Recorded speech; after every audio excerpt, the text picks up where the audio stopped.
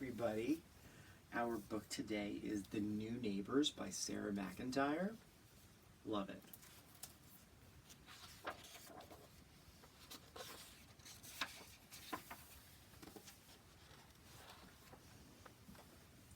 High on the roof above the city, Mr. Pigeon had the latest news. "You've got rats in your building," he burbled with glee. Burbled. What a great word to say. Burbled, burbled, burbled. "But you've got rats in your building," and he said it happily. Is that how we usually react to rats? "They moved in today on the first floor. Rats," squealed the bunnies. "Rats, rats, rats! Yippee!"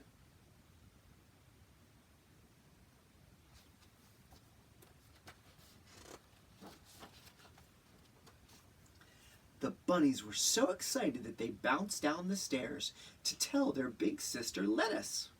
"Guess what?" shouted Rosie. "Rats have moved in."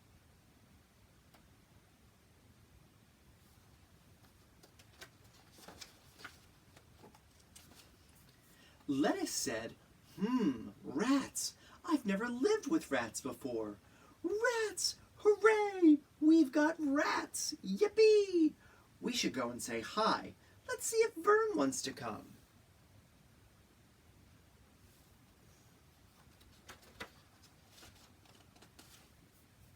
All the bunnies hopped down the stairs.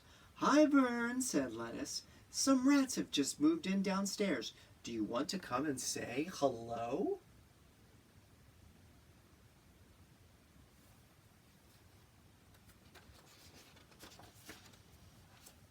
"Rats?" mused Vern. I love these words. Burbled, squealed, mused. Mused kind of means thinking. Rats? That's what mused means. "I don't think rats are very tidy neighbors. We need to make sure they keep the place clean.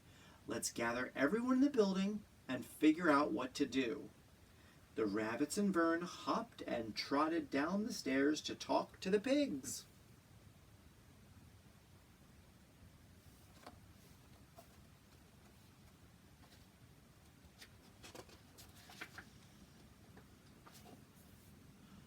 "Walter, Matilda," said Vern, "we have rats in our building. We need to make sure these rats know our rules about keeping the building spick and span." "Rats?" grunted Walter. "Oh no."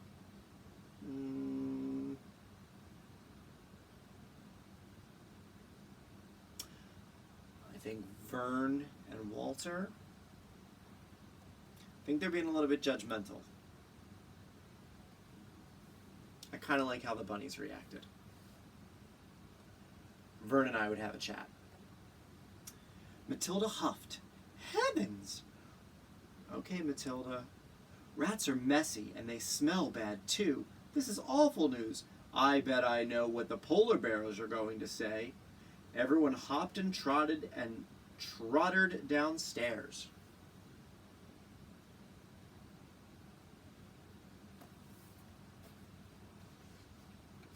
"Okay, Matilda." I'd have a chat with Matilda too.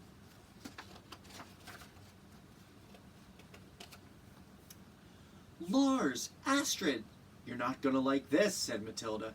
"Smelly, messy rats just moved in downstairs." "What?" said Astrid. "Rats are smelly and messy, and they like to steal food." Lars looked worried. "What will we eat if they steal all our food? We must tell the yaks this terrible news." Everyone hopped and trotted and padded downstairs.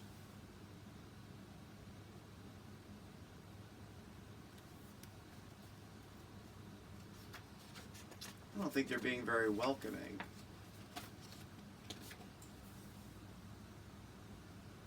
"Norbu, Pemba, we're in trouble," said Lars. "You see how as each floor goes down, people start creating even more of this kind of negative feeling toward the neighbors they've never met? Bleh. We're in trouble, said Lars. Big trouble.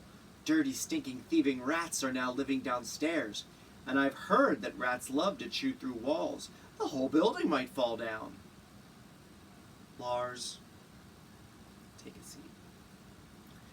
Norbu and Pemba gasped in horror. Pemba's voice trembled. We must do something.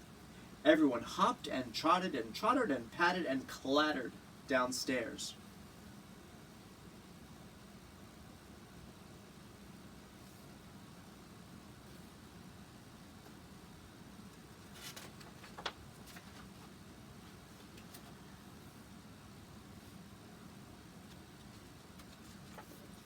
Open the door, Granny Goat. This is an emergency, shouted Norbu. Rats, big, dirty, smelly, thieving, dangerous rats have moved downstairs, and they're going to make the whole building collapse and bury us alive in rat poop. No, we must make them leave right now, Granny Goat shrieked.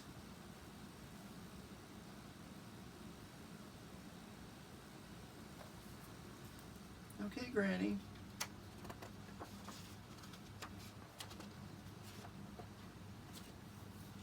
Everyone tumbled downstairs and fell at the bottom in a big pile.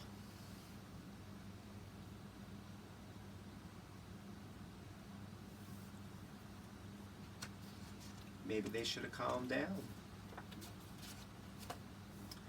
They paused in front of the rat's door. No one wanted to be the first to knock. I'm not doing it. I'm scared.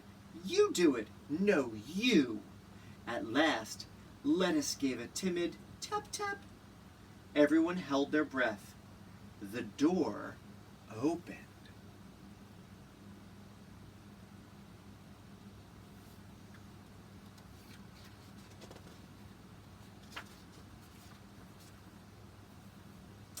And a small, tidy, friendly-looking rat smiled up at them.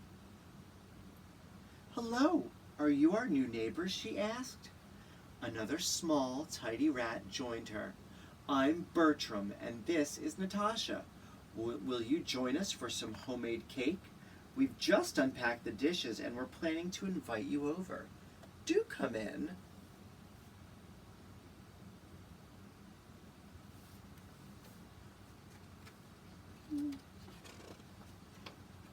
Should have made some humble pie. Everyone shuffled inside. They felt embarrassed, as they should. Except the bunnies, who were excited about cake. How wonderful to have such thoughtful, welcoming new neighbors living here, said Natasha.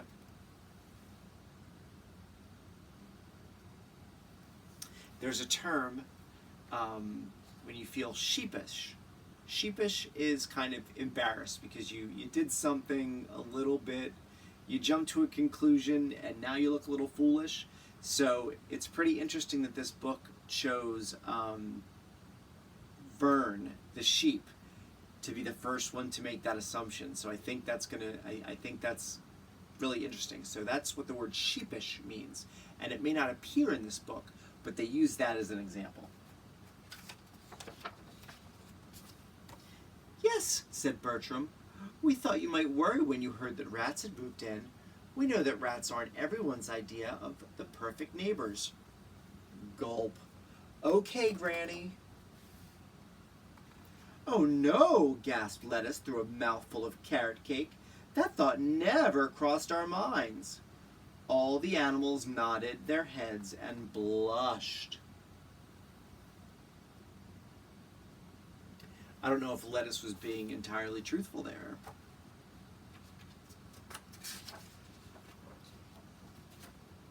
These animals would be having a chat with Mr. Fitzpatrick right about now. After they gobbled up the last crumbs of cake, they hopped and trotted and trotted and patted and clattered back upstairs. Thank you. Film night on Tuesday? Absolutely. Thank you, thank you, thank you, thanks, thank you. See you soon. Jake burped. Rats make the best cake. I want to be a rat when I grow up.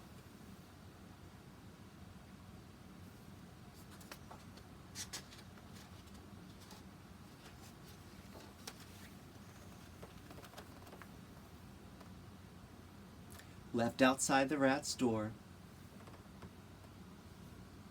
Love from Vern.